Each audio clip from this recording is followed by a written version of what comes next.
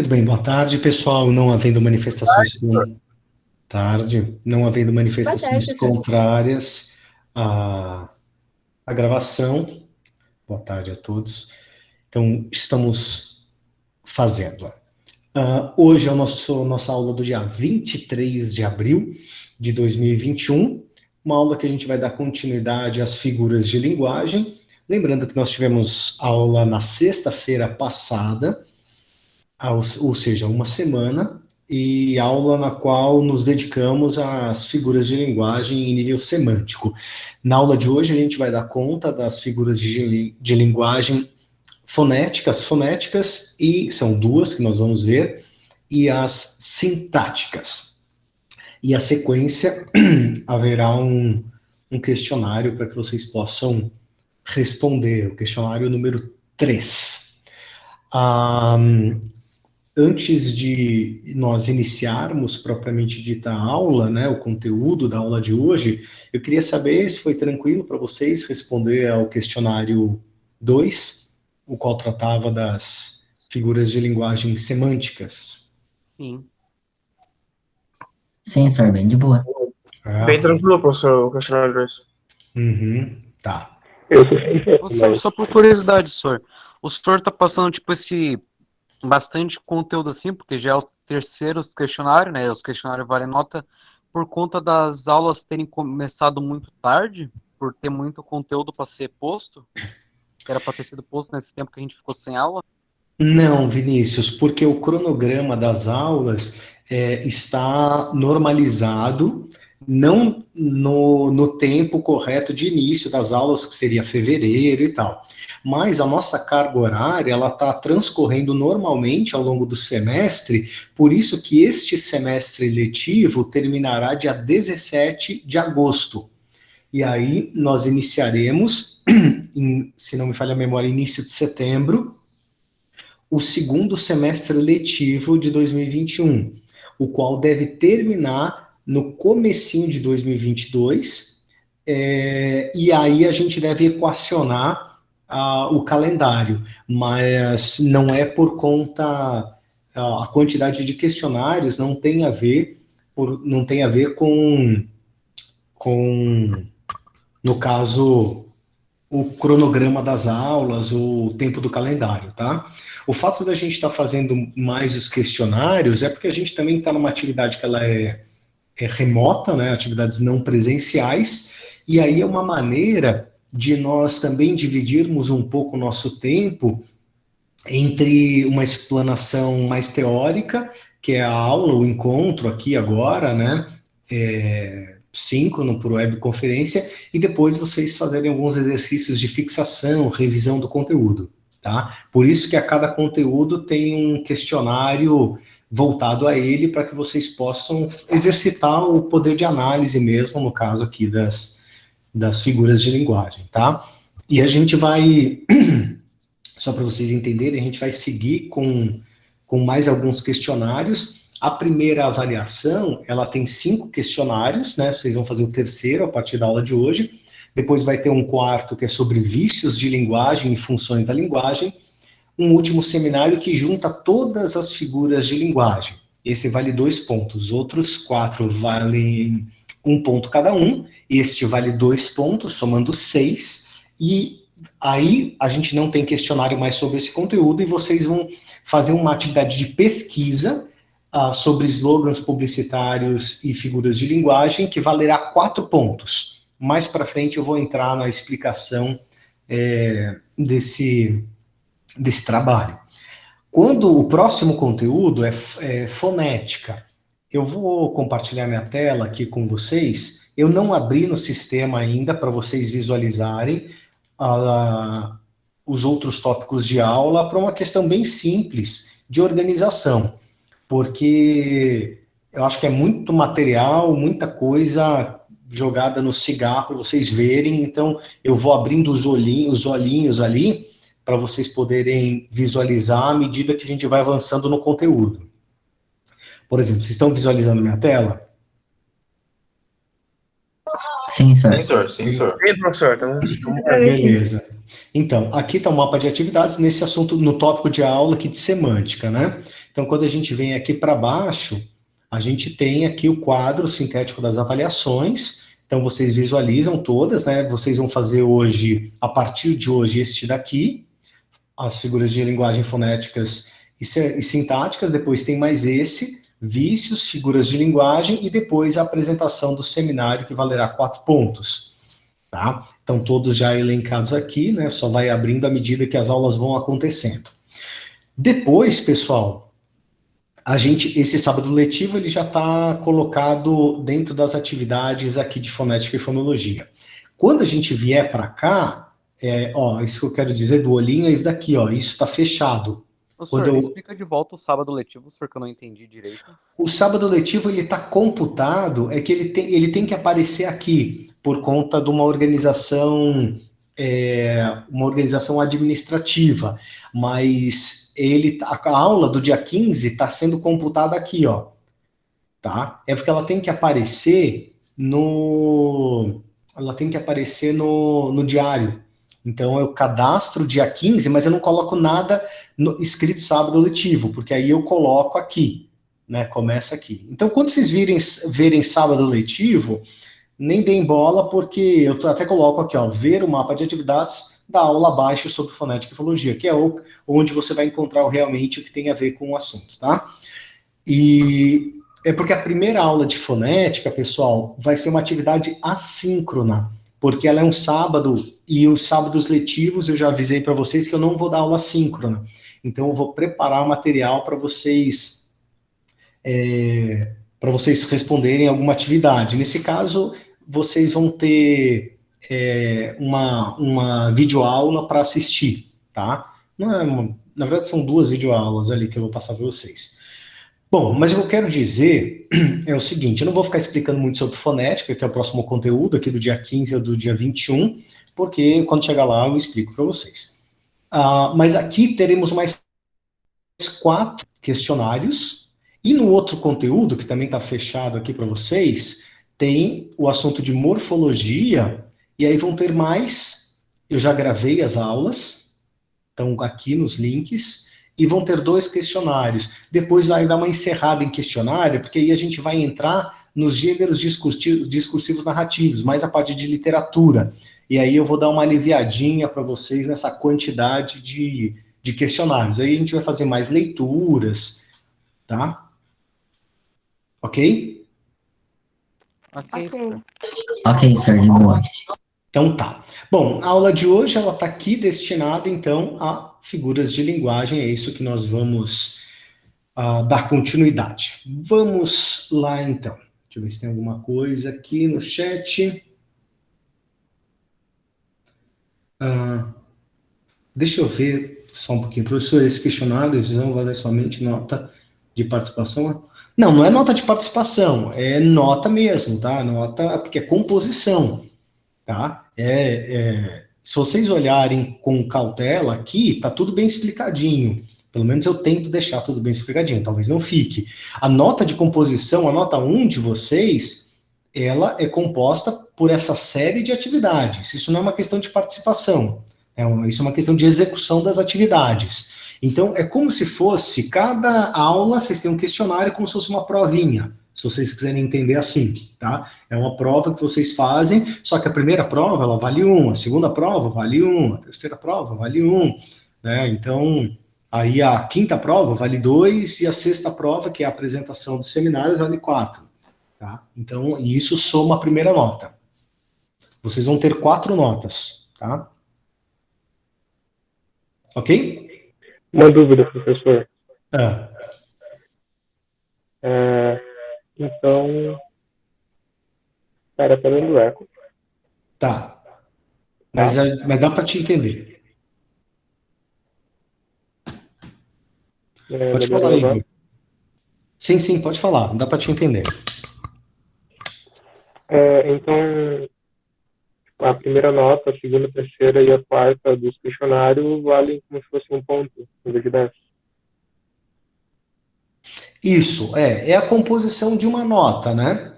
A composição de uma nota, ela está dividida, uma nota de 0 a 10, ela está dividida nessas parciais ali. O questionário 1 vale 1, o outro vale 1, o questionário 2 vale 1, questionário 3 vale 1, questionário 4 vale 1, questionário 5 vale 2, e os últimos 4 pontos são de seminários. E aí isso forma a primeira nota geral de vocês. E aí essas notas gerais que eu estou falando vão ter 4 agrupamentos de nota. Por exemplo, a segunda avaliação de vocês será composta por 4 questionários de fonética e 2 de morfologia. Aí eles têm pesos distintos, formando até 10, aí a segunda nota de vocês. Ficou mais claro? Mas aí no caso Achei interessante, senhor, porque assim... do segundo trimestre. Calma aí, que vocês falaram juntos. Deixa o Igor só falar, então, e depois você fala, tá bom, Vinícius? Por favor. Fala, Igor. Então, no caso, a primeira nota é para o primeiro semestre e a segunda para o segundo semestre? Não porque a gente tem um único semestre, né? A nossa disciplina, ela é semestral. Então, se você quiser entender, é como se fosse cada uma responsável por um mês de aula. Porque aí são 4 meses de aula. Não seria o modo mais correto de se analisar, porque o tempo não é esse, né? De cada conteúdo sendo abordado por um mês. Mas seria isso. Se numa escola, tem escolas que dividem trimestralmente, outras bimestralmente, então seria como se fossem 4 notas mensais, assim. Tá? Mas não é bem essa divisão, é por conteúdo, né? A divisão não é por tempo. Mês, bimestre, trimestre, não é por tempo, é por conteúdo. Tá? Beleza. Fala lá, imagina. Fala, Vinícius. O Igor perguntou exatamente o que eu ia perguntar, senhor. Então tá bom. Beleza. Mas alguém tem alguma dúvida, pessoal? Não? Então, beleza. Nós vamos avançar, então, aqui no conteúdo. E vamos começar pelas figuras fonéticas. Nós vamos ver 2 delas. A primeira delas é a onomatopeia. A onomatopeia, ela é muito comum, assim, porque quando a gente é criança, ela já é introduzida na nossa vida com bastante naturalidade, né? Inclusive, a gente chama os animais, às vezes, quando nós somos pequenos, de uau, uau, por aquele som que ele produz, o miau, que seria o gato, o cachorro, né? Então, quando nós procuramos imitar o som, imitar com a nossa voz e colocar em grafia, em sonoridade, em fonética de vogais e consoantes, sons produzidos por outros seres, ou por outras coisas, pode ser o vento não é um ser, eu posso escrever F-U e como se fosse o vento, por exemplo, tentando traduzir a ideia do vento. Então, quando nós fazemos esse exercício, nós fazemos a onomatopeia. Alguns exemplos abaixo, né? Sem o cri-cri dos grilos, a noite fica vazia. O uau-uau era de carinho, mas assustava. Então, aqui, essa tentativa de escrever ou de trazer em palavra aquilo que é produzido em som, é uma onomatopeia. Eu vou dando sequência ao conteúdo, qualquer dúvida, vocês podem me parar para que a gente, enfim, converse. Bom, a aliteração, pessoal, é um recurso que utiliza a repetição de alguma consoante para poder trazer uma ideia de sonoridade. Quando nós temos mesmo conceito, só que com vogais, é uma outra figura de linguagem, não a literação, mas assonância. A gente não vai ver a assonância aqui, mas é o mesmo conceito que a literação, só que a assonância é para vogal, a literação é para consoante. Temos 2 exemplos aqui. Na metrópole, o metrô é um bisturi que rasga o ventre da noite rugosa e frágil. Então, essa ideia do autor dessa frase de ficar trazendo essa série de R's, traz justamente uma ideia de estar rasgando. Então, o metrô, que é um bisturi que rasga o ventre, ele vai produzindo uma sonoridade, um efeito sonoro. Lembrando que a gente está falando das figuras de linguagem. Figuras de linguagem está no campo da expressividade da língua, né, do tratamento da comunicação. Então tem a linguagem denotativa, que é aquela de dicionário, aquela que é literal, aquilo que significa realmente, e a conotativa, que é aquela figurativa, ou seja, é isso que a gente está vendo das figuras de linguagem. No caso das figuras fonéticas, é o som como um efeito sonoro. Abaixo a gente tem um trecho de uma poesia do Cruz e Souza, um trechinho, é uma parte muito bonita, uma poesia muito bonita, chamada Violões que Choram, vocês acham com facilidade na internet, e é uma poesia que em um determinado momento ele cria uma aliteração em V, que soa como um violão sendo dedilhado. Então, ele faz, né, assim, vozes veladas, veludosas, vozes volúpias, os violões, vozes veladas. É muito comum nós encontrarmos alguns trava-línguas, que são jogos de aliteração. A gente encontra também algumas histórias, como, por exemplo... Ele era um cara legal, um cara que metia a cara assim, meio cara de pau, meio cara duro, o tipo de cara que não fica com cara de tacho quando está cara a cara com o perigo. Ele era um cara que acertava de cara, mas que de vez em quando quebrava a cara. Dizem que era a cara do pai, tipo, o cara de um focinho do outro. O pai do cara era um pouco careta, mas o cara gostava do coroa. Sabia que o coroa não era um cara que ficava mudando de cara, nem com a cara amarrada, nem com a cara de quem comeu e não gostou. O coroa gostava do cara, da cara e da coragem do cara, mas nunca teve cara de lhe dizer tudo isso na cara. E quem vê cara não vê coração.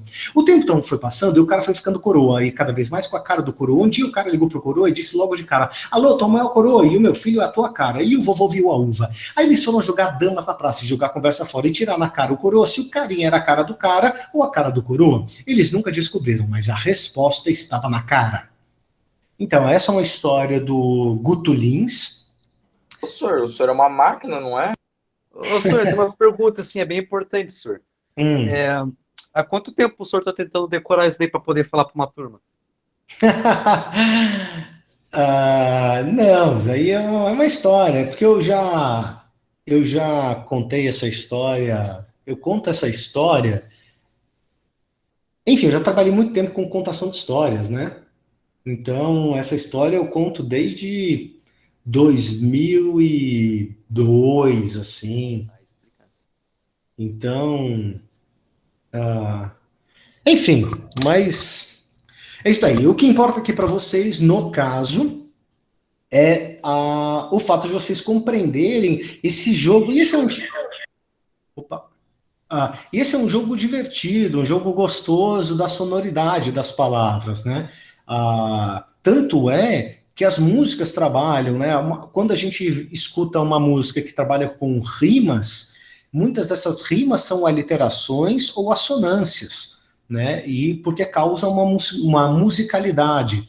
Então, elas são bem presentes.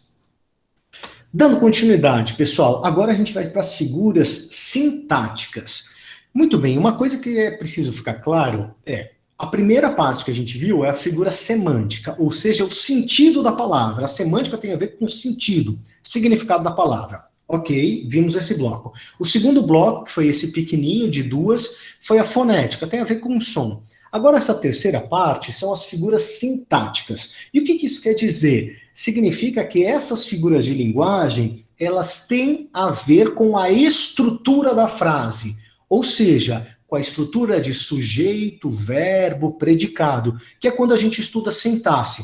Vocês certamente vão se lembrar que em algum momento do 9º e do 8º ano, vocês viram sujeito, verbo e predicado, vocês viram sujeito simples, sujeito composto, sujeito indeterminado, vocês viram sujeito oculto. Quando vocês estudaram isso, vocês estavam estudando sintaxe. E também, vocês devem se lembrar que na continuidade, vocês viram, bom, esse verbo é um verbo transitivo direto, é um verbo intransitivo, é um verbo transitivo indireto. Se ele é um verbo transitivo indireto, ele vai ter um objeto indireto. Se ele é transitivo direto, ele vai ter um objeto direto, e com isso a gente já tem predicado verbal, temos o predicado nominal, se o verbo for um verbo de ligação, por exemplo, como é o verbo ser, o verbo estar. Então, essa organização, quando vocês estudaram, tinha a ver com a sintaxe. Então, a sintaxe é como as palavras vão se organizando estruturalmente em frases, tá? Quando vocês estão estudando inglês e vocês descobrem ou descobriram, vocês eram pequenos, provavelmente, que não se fala bird blue, como o pássaro azul, a gente fala sujeito e depois coloca o adjetivo. Eu vi, né, o pássaro azul. E aí, no inglês, você aprende que não é the bird blue, mas e sim the blue bird. Ou seja, que vem antes. Isso é estrutura de frase, isso tem a ver com a sintaxe. Porque a morfologia tem... O que é blue? Né? Blue, a formação da palavra, então é azul. O sentido disso é azul, uma cor. Bird, um pássaro. Então, as palavras sozinhas, elas estão no campo da semântica, no campo da morfologia. Porém, colocou elas em jogo, né? Ou seja, construindo frases, aí é sintaxe. Então, depois dessa rememoração, a gente vai ver como as figuras de linguagem estão nesse campo da sintaxe. Ficou clara essa explicação, pessoal? Mais ou menos, porque eu não lembro muito desses conteúdos. Você está me ensinando essa série. Beleza. Só uma pergunta, o Felipe está falando meta do ano, entenderam o que o professor falou? Você não está entendendo o que eu estou dizendo? Não, é daquela outra, daquele negócio que o senhor ficou falando, cara. Aquele... Tá bom. Letícia, quando a gente se encontrar, aí a gente faz uma aula de teatro para trabalhar aqui o que você está brincando aqui com a dicção. Porque todos nós podemos desenvolver a dicção, né? Então... Mas eu duvido que você não tenha uma tão boa ou muito melhor que a minha. Mas vamos à aula. Professor, então, só para ver se eu entendi. O elipse, eu estava lendo aqui, é como se quando tu oculta uma palavra, aí tu põe, tipo, como tu põe outra coisa no lugar. Por exemplo, ali o sol, à esquerda, tipo, ali ele colocou a vírgula no lugar do estava. Exatamente. Tá? Agora, enfim, vou entrar agora exatamente nisso, mas é isso que você falou. A elipse, pessoal, é quando nós escondemos, ocultamos, tornamos um termo elíptico, tá? Ou seja, quando você, por exemplo, pegar o chocolate do seu irmão e da sua irmã, não sei de quem você pegar para você esconder para comer depois... Aí fala, você roubou, você pegou. Eu falo, não, eu tornei ele elíptico. Você pode utilizar essa palavra. Se teu irmão ou tua irmã for mais velho, você toma um tapa, um safanão na cabeça. Se for menor, talvez chore, né? Mas você pode falar, o que aconteceu? Não, eu tornei elíptico este bombom. Depois você consome ele, né? Então, elipse, tornar elíptico é esconder, ocultar, deixar ele escondido. Mas ele tá ali, né? Se você comer o bombom, você pode falar, eu transformei ele está oculto, mas na minha barriga, né? Então ele está lá, ele está elíptico, mas ele está aqui, é que você não está podendo acessar ele. Então é uma maneira culta de você poder surrupiar um bombom do seu irmão, da sua irmã, educadamente, utilizando uma figura de linguagem, tá? Muito bem. Só que esse termo escondido, ele só pode ser escondido porque ele é óbvio. Porque se ele não fosse óbvio, a gente não saberia o que colocar nele. Então, vamos aos exemplos ali. À direita da rua, o sol. À esquerda, chuva. Ou seja, essa vírgula, ela está escondendo esse verbo que é tinha, estava, ó, à direita da estrada tinha o sol, estava o sol. À esquerda tinha chuva, havia chuva, estava chovendo. Então, essa omissão desse verbo, que seja ver, ter, estar, ela é irrelevante na sua diferença porque a vírgula dá conta de você esconder e essa informação está dada para o leitor. Abaixo, na rua deserta, nenhum sinal de bonde. Então, esse nenhum dá uma ideia já negativa, por isso não havia nenhum sinal de bonde, tá? Então, por isso, pessoal, só que a gente usa esse efeito. Veja só, essa vírgula é uma figura de linguagem sintática, porque ela causa um efeito na escrita. Tá? As figuras de linguagem sintáticas, quando vocês estiverem produzindo textos, e sobretudo textos que vocês vão buscar produzir para o Enem, saber utilizar bem as figuras sintáticas é uma forma de você dizer para o seu corretor que você manja bem da escrita da língua portuguesa. Seguindo, zeugma. O zeugma tem esse nome, né, um pouco diferente, mas ele é a mesma estrutura, a mesma ideia da elipse. Porém, ele não sendo um termo claro, ele precisa apresentar anteriormente o termo para depois tornar oculto. Como se eu falasse, está vendo esse bombom aqui? Onde ele está? Esse ele, na verdade, eu estou fazendo a coesão porque o ele é o bombom, né? Então, é como se fosse, está vendo esse bombom aqui? Onde está? Então, onde está? Ou seja, eu apresento o termo para depois esconder esse termo. E aí, por que a gente esconde? Para não ficar repetindo as mesmas coisas, as mesmas palavras. Então, vamos lá. Nem eu o ouvi, nem ele a mim. Nem ele a mim o quê? Ouviu. Então, eu não repito o verbo ouvir. Né? Então, eu faço o quê? Um zeugma.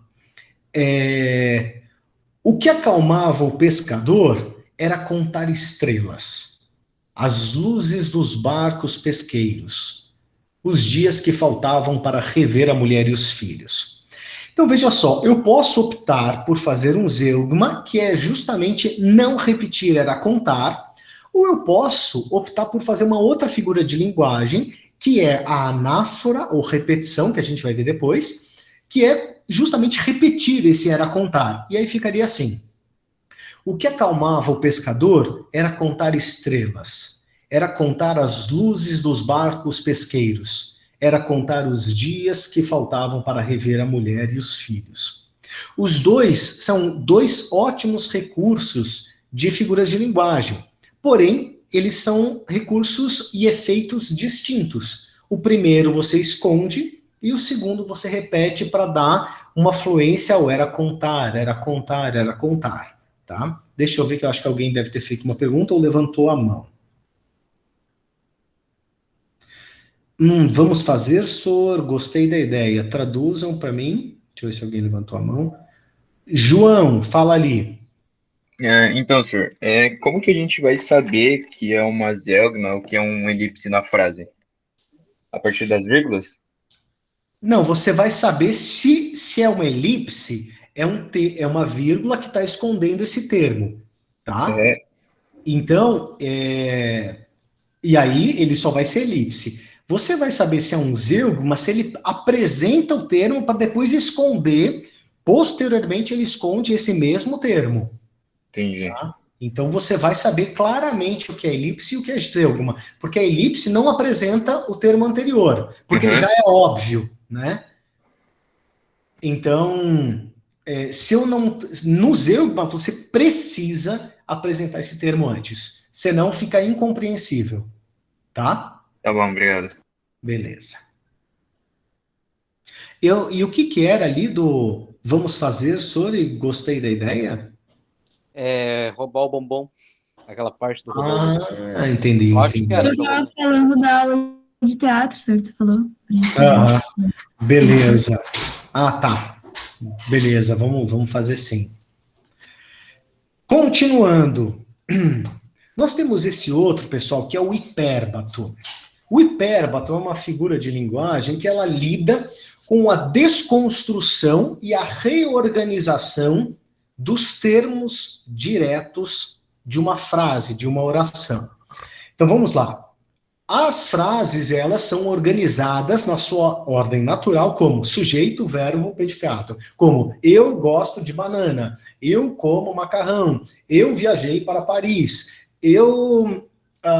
minha mãe comprou uma blusa. Então, sujeito, verbo, predicado. Essa é a organização natural. Tanto é que quando você vai aprender qualquer outro idioma, você vai aprender exatamente essa estrutura. I want to eat pasta. Então, também vai estar sujeito, verbo, predicado.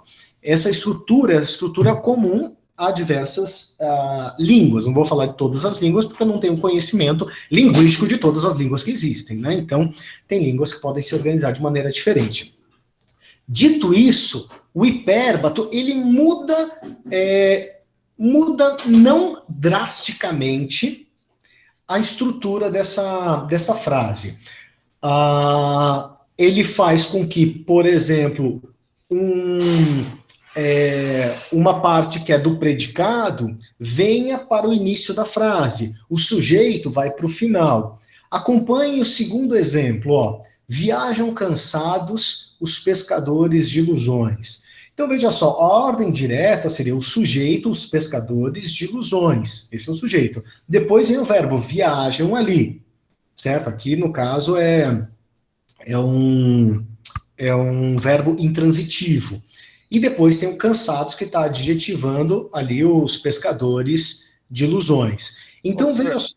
Oi. Desculpa interromper, mas ali, nesse que o senhor acabou de falar, se a gente colocasse uma vírgula, ficaria correto, cansados, viajam os pescadores de ilusões, também estaria correto? Sim, estaria mais correto. Inclusive, eu diria para colocar, tá? Eu diria para colocar, o correto da pontuação é colocar essa vírgula assim para distinguir a reestruturação da frase, tá?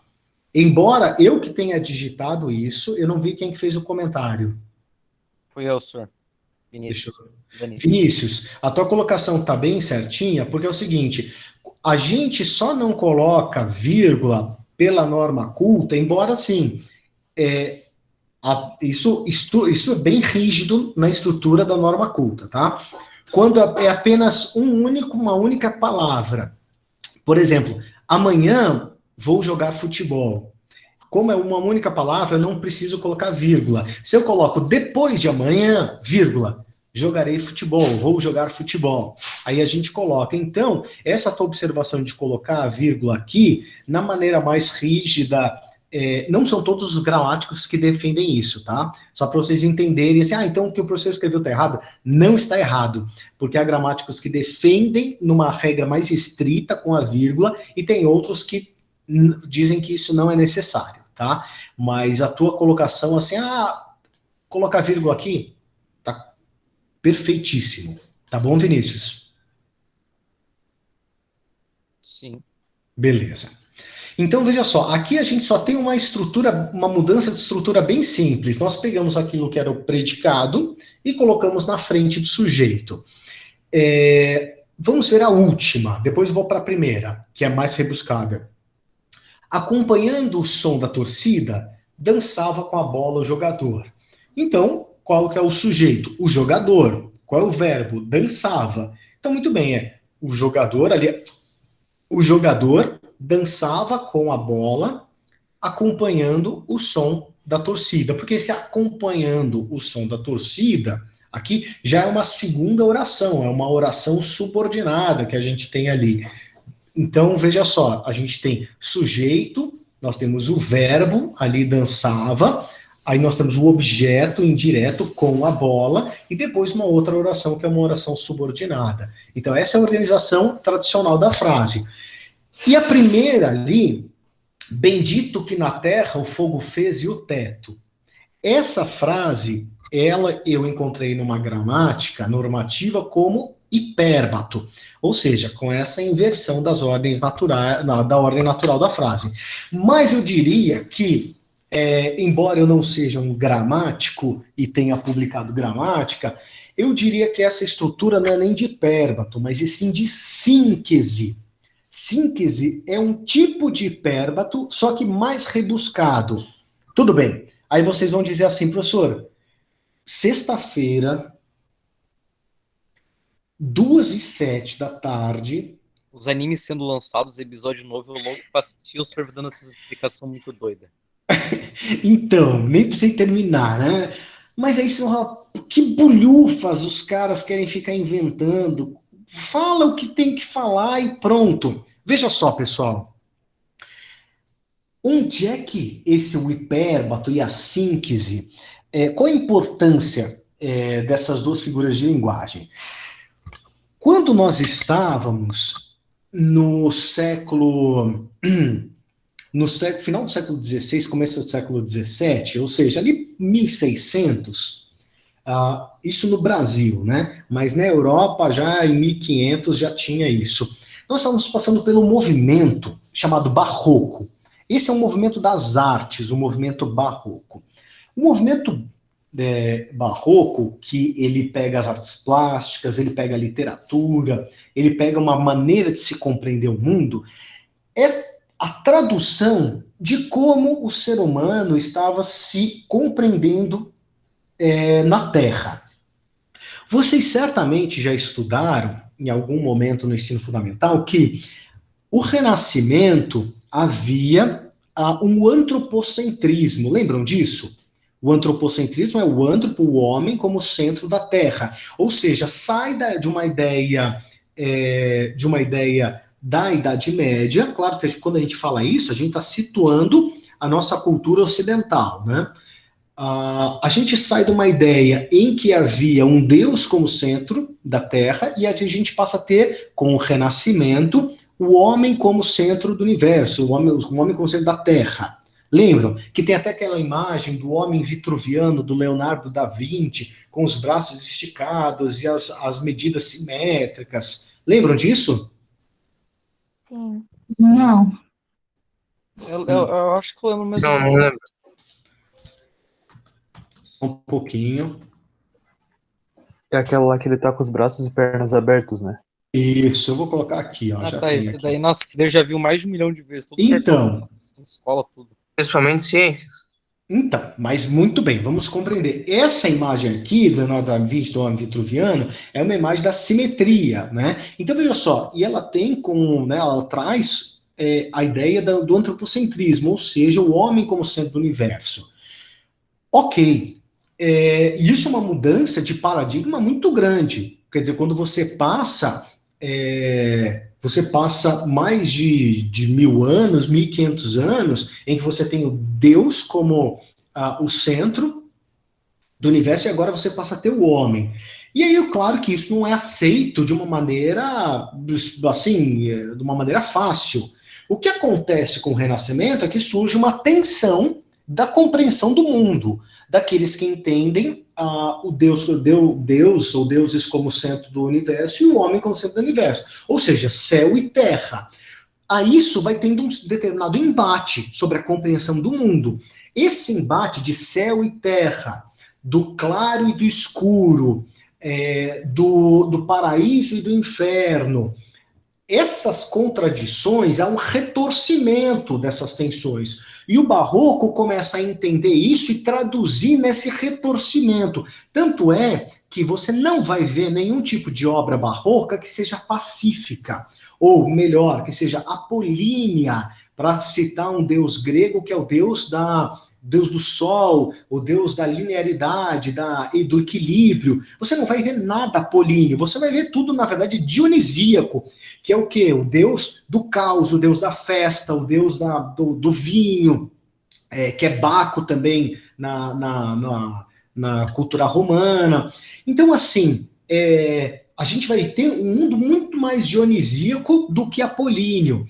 Essa estrutura de tensão vai aparecer, por exemplo, nos quadros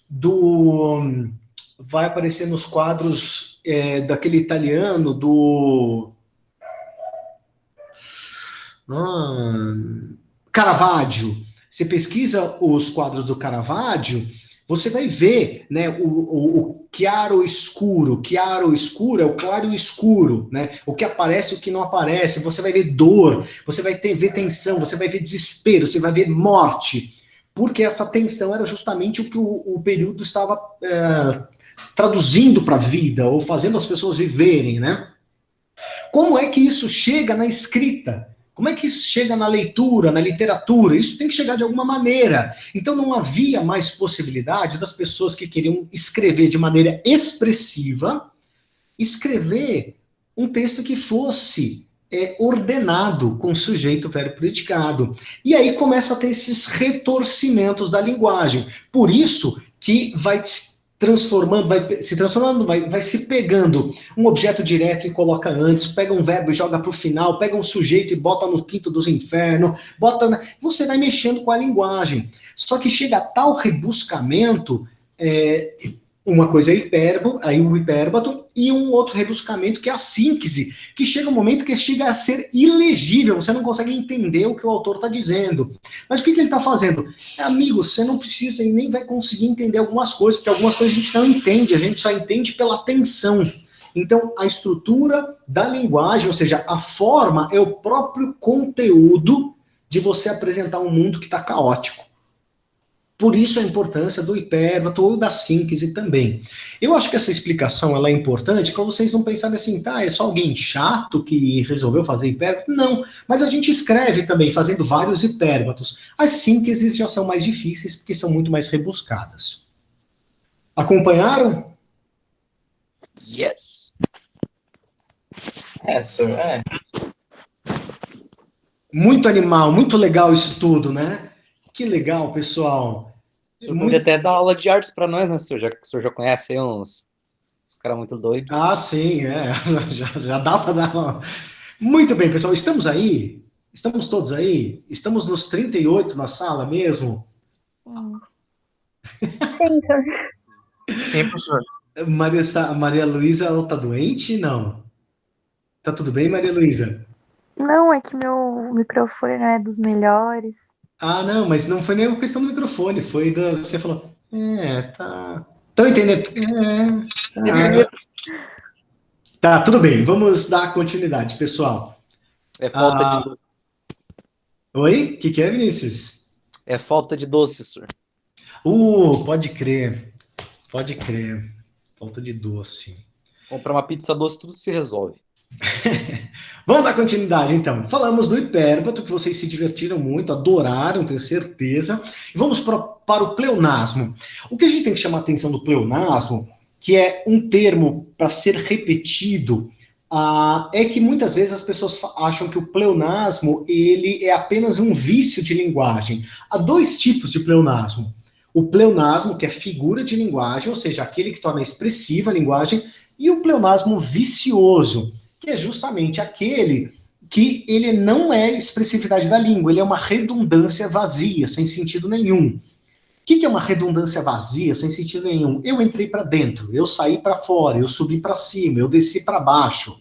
Isso daí não tem nenhuma expressividade, é apenas uma redundância que não traz nenhuma informação a mais. Diferente de quando você usa um pleonasmo para ser mais expressivo, como nos exemplos abaixo. Choramos um choro sentido, mas nos refizemos logo. Vou até aumentar isso. Choramos um choro chorado. Choramos um choro chorado, choramingado. A cada choro, chorado, choramingado, a gente vai dando uma nova informação. Se choramos, é óbvio que é um choro. Então, a maneira que nós temos de... Um cachorro latindo para vocês. Tá latindo, um latido agudo, né? Se ele late, já é um latido, né? Só um pouquinho aqui, só um pouquinho, pessoal.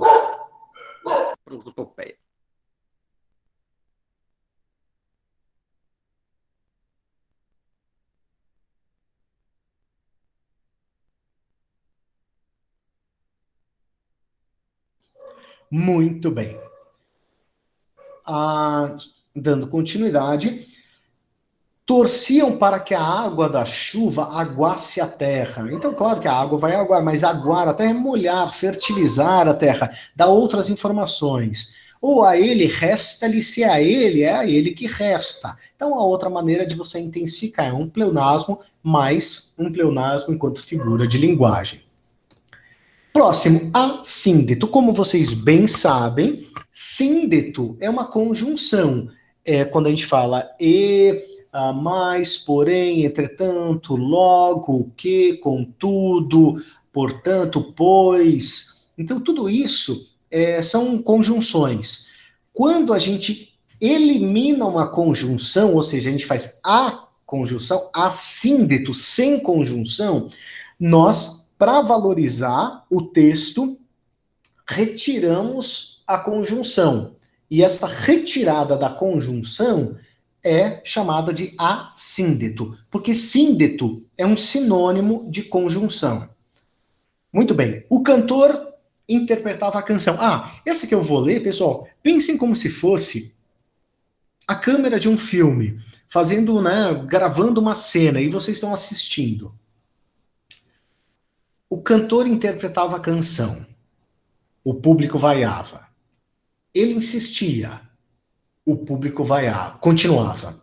Ele parou, quebrou o violão, saiu do palco. Então, veja só, o fato de ter de não ter o E, a gente, justamente, por não ter o E, a gente vai criando uma cena mais picotada, imageticamente, ou seja, o nosso imaginário produz isso. Agora, você poderia tirar a vírgula e colocar um E, tá? Então, aqui, por exemplo, ficaria: o cantor interpretava a canção e o público vaiava. Esse E aqui, embora tivesse vírgula, e o público vaiava, né? Mas aí você poderia colocar o E ali. Mas o assíndeto está na última frase. Ele parou, quebrou o violão e saiu do palco. O outro, a frase abaixo: o vento zunia e as folhas caíam.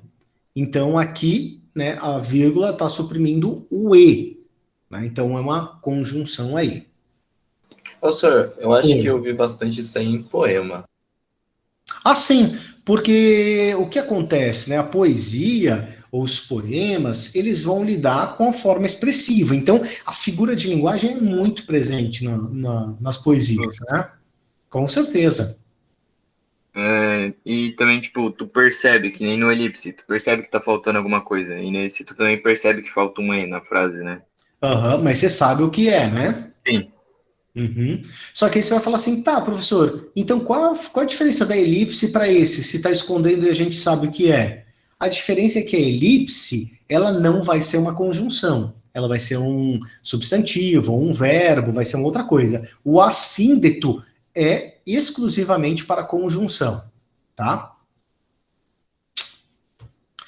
Bom, diferentemente do assíndeto, existe o polissíndeto. Poli são muitos, né? Polissíndeto, ou seja, muitos síndetos, muitas conjunções. E aí vamos aos exemplos, ou seja, a repetição, dessas conjunções. E falei, e gritei, e tentei, e gesticulei, e pedi ajuda, mas ninguém parou para socorrer o gato. Esse ele vai dando um efeito de fluência, como também no exemplo abaixo. E a noite é negra, e estrelas não brilham, e pessoas mascaram a voz e a dor, e expõem o rosto ao riso e à solidão. Esse vai transformando uma ideia cíclica, né? E contínua. É um efeito também de linguagem. Pode falar. Mas é só com E que serve essa? Não, você pode utilizar com qualquer síndeto, ou seja, com qualquer conjunção. Você poderia ser mas, portanto, contudo, que, pois. Qualquer síndeto, tá? Beleza? Sim.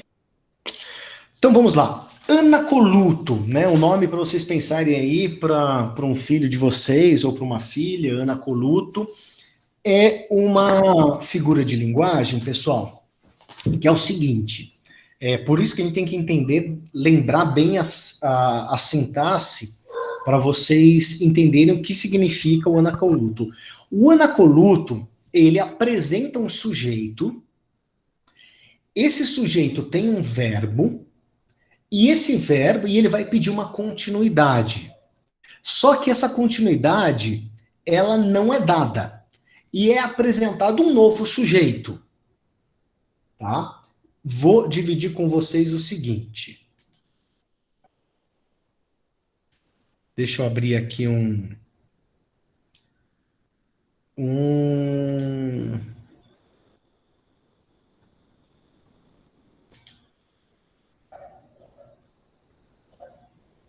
Eu vou abrir aqui para escrever uma coisinha para vocês visualizarem melhor.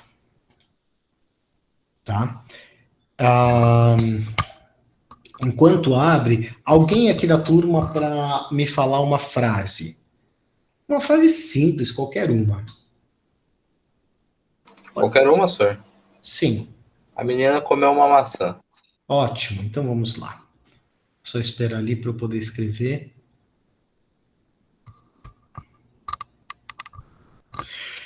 Preciso que chegue às férias para eu trocar minha memória para SSD do computador. Tô com receio de trocar antes. Faz uma boa diferença, senhor. Vale a pena, hein? Pois é. O problema é o preço, né, senhor? Porque um HD de 1 TB é 300 conto, um SSD de 1 TB é quase 1.000, dependendo da marca. Pois não, mas não vale a pena comprar um SSD de 1 TB. Faz assim, senhor. Compra um HD e compra um SSD. O senhor consegue usar os dois, dependendo do jeito que o senhor fizer. E daí o senhor coloca os programas, as coisas principais no SSD, que o senhor quer que rode mais rápido. E daí no HD o senhor armazena fotos, essas coisas, outras coisas. Entendi. Muito obrigado. A menina ou a moça?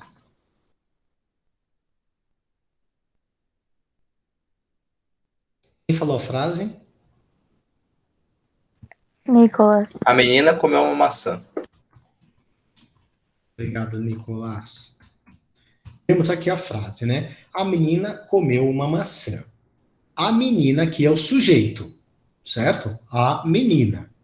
O núcleo do sujeito é, evidentemente, menina. Aqui está o verbo, né? Comeu. E aí nós temos, né, o objeto direto, que é uma maçã. A menina comeu. Quem come, come algo. Comeu uma maçã. Ok. Só que agora, o que vai acontecer? Eu vou fazer um anacoluto, ou seja, não vou concluir ela direto e eu vou inserir um novo sujeito, como, por exemplo, a menina comeu, eu creio, uma maçã. O que eu acabei de fazer? Eu introduzi uma nova oração. Oração é uma frase, né, que possui verbo, com o eu, que é um novo sujeito, e um novo verbo aqui. Certo? Ele não necessariamente eu vou concluir ele, só estou dizendo eu creio. Porque a frase principal, ela é a menina comeu uma maçã. Então ele seria algo que não faria muita diferença na frase? Não, ele faz diferença. Ele faz. Eu estou começando por um exemplo simples aqui, mas que ele pode ser muito mais rebuscado, tá? Então, o que eu estou mostrando só para vocês é para vocês entenderem que, entendi que tem duas orações. Essa é uma, né? A menina comeu uma maçã, que está em vermelho, e eu creio é uma segunda oração, tá? São duas orações distintas. Mas esse rompimento da oração no meio é o que nós chamamos de anacoluto, tá? É isso que importa. Então, não é que não faça diferença, porque é importante, veja só, eu afirmar que a menina comeu uma maçã, eu não trago nenhuma dúvida. Agora, se eu falo, a menina comeu, eu creio, uma maçã, eu estou dizendo que está no campo da crença. Ou seja, a minha afirmação não é uma verdade, mas uma crença de uma verdade. Então, essa não é uma informação irrelevante, tá? Concorda? Mesmo nessa frase simples, a gente percebe que ela muda o seu sentido. De uma certeza para uma crença na certeza. Concordam com isso? Percebem isso, pessoal? Sim, senhor. Sim. Tá, beleza. Então, vamos voltar aqui.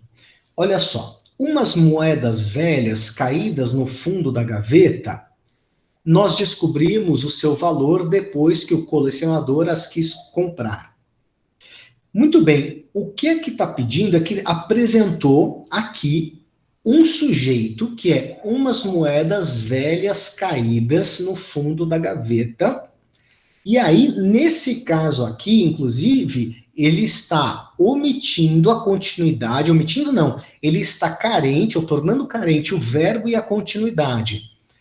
Vamos supor que essa frase poderia ser: umas moedas velhas caídas no fundo da gaveta foram achadas por José. Então, umas moedas foram achadas por José. Nós completaríamos a frase. Porém, houve a obstrução, a não continuidade da frase para vocês para ser introduzido um novo sujeito, que é nós.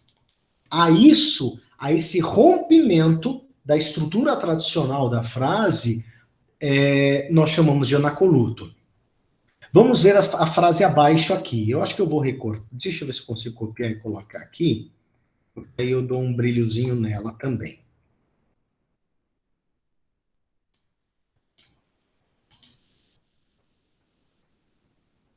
Muito bem, aqui.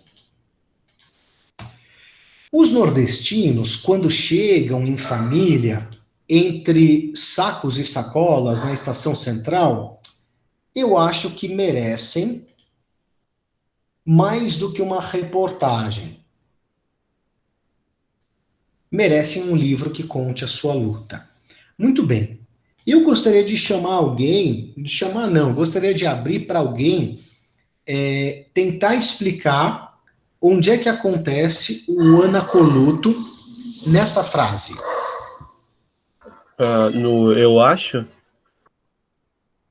Exato. Então, aqui nós temos, veja só, os nordestinos quando chegam em família entre sacos e sacolas na estação central, isso daqui é uma ideia. E depois vem, eu acho que merecem mais, que é uma outra ideia, correto? Então, faltou concluir. Quem é que falou? Eu não estou vendo. Professor. José Ricardo. José, então faz o seguinte, o que está em vermelho, completa com qualquer coisa que venha na sua cabeça, por gentileza. Como assim, professor? Leia tudo e complete essa frase para deixar ela com começo, meio e fim. Os nordestinos, quando chegam em família entre sacos e sacolas na estação central... não sei, professor. Pode ser. Pode falar. Os nordestinos, quando chegam em família entre sacos e sacolas na estação central, vão direto para casa. Pronto. Vão direto para casa. Comem banana, jogam futebol. Estou falando qualquer coisa aqui, né? Vão para casa, como foi dito. Perfeito, tá? Ou seja, completaria e daria começo, meio e fim para a frase. Porém, essa frase ela não é terminada, né? O fato de não ser terminada e ser apresentado um novo sujeito aqui, que veja só, ele só tem a ver porque ele está remetendo ao que foi dito anteriormente, né? Então nós temos aqui os nordestinos quando chegam em família e tal. Isso tudo é o sujeito, tá? Isso tudo aqui, pessoal, é um sujeito. O núcleo do sujeito é o núcleo do sujeito é nordestinos, certo? Que é os nordestinos que vão a alguma coisa, né? Que é os nordestinos que são aqueles que merecem mais do que uma reportagem. São esses nordestinos que merecem um livro que conte a sua história, tá? Então tudo isso é um sujeito, mas é um sujeito simples, porque ele tem um único núcleo, que é nordestinos. Vocês lembram, né? Sujeito simples é aquele que tem um núcleo. Sujeito composto é o que tem dois núcleos. Como, por exemplo, eu e José achamos. Então, eu e José, aqui, aí seria um sujeito composto, há dois núcleos. Eu e José. Perfeito? Certo, pessoal? Ficou clara a explicação do anacoluto? Então, o anacoluto é quando tem que ter um outro sujeito na frase para ser um anacoluto? Tem. Ele tem que apresentar, ele tem que reiniciar, reorganizar o discurso com um novo sujeito. Tá. E quando não tem um sujeito? Tipo assim, quando é uma informação a mais na frase, quando ela fica entre duas vírgulas. Aí pode ser um aposto. Ah, tá. Como, por exemplo, os meninos, vírgula, que estão matriculados no IFSC, vírgula, podem se matricular no treino de handball às terças-feiras. Tá? Aí, no caso, é um aposto. Nesse caso que estão matriculados, é uma oração subordinada, né? Explicativa. Então, mas ele vai ser uma oração subordinada, nesse caso explicativo, ou ele vai ser um aposto, né? Tá bom? Sim. Senão, se ele esconde, se ele apresenta um novo sujeito, vai ser um anacoluto.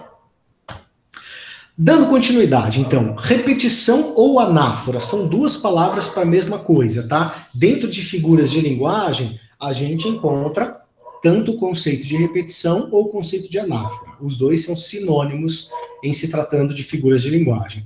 É muito simples, porque é uma palavra, não é uma conjunção, senão seria polissíndeto, que se repete. Exemplo, na solidão, solitude, na solidão entrei, na solidão perdi-me, nunca me alegrarei. Lembram que acima, ao explicar o zeugma, tinha aquela frase lá, pai, o negócio era contar as estrelas, era contar os barcos, não sei o que, era contar não sei o que lá. Aquele era contar repetido, esse poderia ser uma anáfora. Lembra que eu mencionei logo acima? Lembra disso? Tá? Então, anáfora e repetição é muito simples de se perceber. E você utiliza quando você quer marcar uma impressão, né? E isso é um recurso bem importante, tá? Dando continuidade. Silepse. A silepse é o último que a gente vai ver hoje, tá? Para alegria dos apaixonados por animes. E os demais também. Que são apaixonados por qualquer outra coisa. Por um bombom, pode ser, né? Falando nisso, o senhor tá assistindo os animes, senhor? Então, eu só comecei a ver o Violet Evergarden, né? Mas aí depois eu não consegui parar para continuar. Acabei assistindo outras coisas, mas eu preciso achar algum que me pegue mais, assim. Tem o Demon Slayer, senhor, que ele é pesado no começo, e ele tem na Netflix dublado, em português. Tá, não, mas aí eu gosto de assistir lendo a legendinha. Mas eu vou procurar. Legendinha também, senhor. Então eu vou para a legendinha. Mas vamos continuar aqui. Beleza, eu sei que eu estou devendo isso para vocês. Mas a gente vai ter um momento que vai tratar de narrativas, tá? Logo depois quando a gente terminar fonética e morfologia, a gente vai entrar nas narrativas. E aí realmente a gente pode, inclusive, avançar para discutir algumas dessas narrativas, tá? Vamos lá. Silepse. Silepse, pessoal, é quando há uma concordância com uma ideia que está implícita, ou seja, uma informação que está implícita, que está escondida no termo que está claro, que está expresso. E a silepse, existem 3 tipos. A silepse, vamos começar pela de gênero. Gênero, quando a gente fala em linguagem, a gente fala o gênero masculino e o gênero feminino, o que não tem, obviamente, nada a ver com a questão de sexo, porque a questão de sexo, ela é diferente quando se trata de gênero. Nesse caso aqui, a gente fala a cadeira é feminino, porém, a gente não está tratando de sexualidade em nível biológico, é uma característica da linguagem essa. O teto. O teto não é masculino em sexo biológico, é masculino quanto gênero da linguagem. Muito bem. Em se tratando disso, a gente encontra na silepse de gênero uma modificação na maneira que se expressa por conta da ideia. Ou seja, está no feminino e ele transforma para o masculino. Ou ele está no masculino e uma concordância vai se dar pelo feminino. Exemplo, Vossa Excelência ficou cansado com a viagem. Então, se vocês se tornarem, por exemplo, um advogado ou uma advogada e vai ao Supremo Tribunal Federal defender um caso, vocês vão se referir aos ministros do Supremo Tribunal Federal como Vossa Excelência. E se vocês estiverem falando, como, por exemplo, o Barroso, vocês vão falar, Vossa Excelência, parece cansado e não concorda com a minha exposição. Então, Vossa Excelência está no feminino, é um pronome de tratamento no feminino, e ele serve para homens e para mulher. Qual é a diferença? A diferença é que você vai fazer a concordância com a ideia representada pela Vossa Excelência. Se é um homem, se é o Ricardo Lewandowski no Supremo Tribunal, você vai falar, Vossa Excelência está cansado. Ou se é a Rosa Weber, você vai falar, Vossa Excelência está cansada.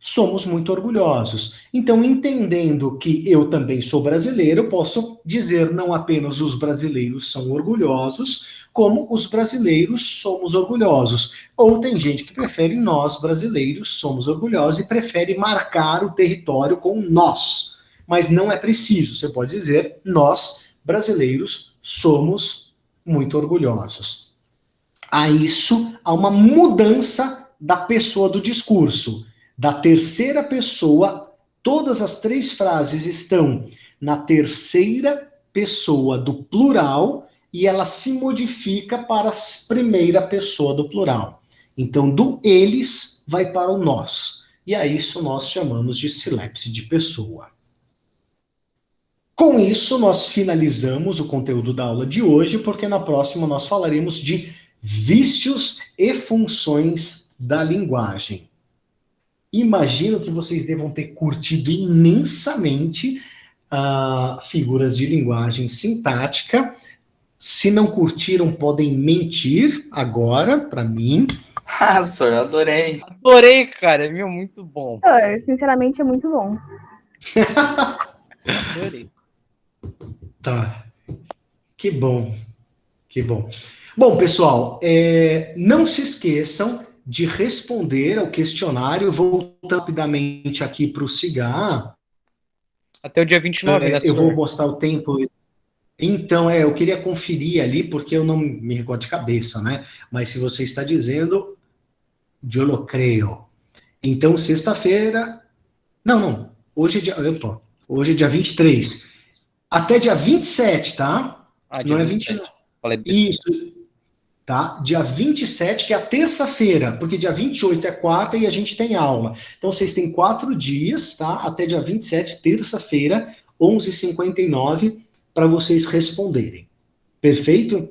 Não são... Quer dizer, não lembro agora quantas questões eu acabei cadastrando ali, mas eu acho que vocês vão conseguir fazer espero que com tranquilidade. Lembrando que todas as vezes vocês têm 3 tentativas, porque se você faz a primeira, não se sai bem, você pode voltar ao conteúdo.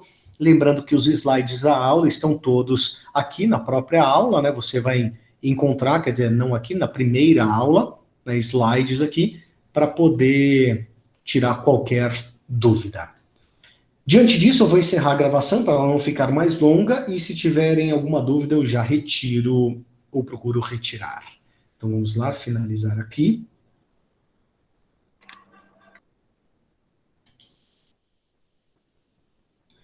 Muito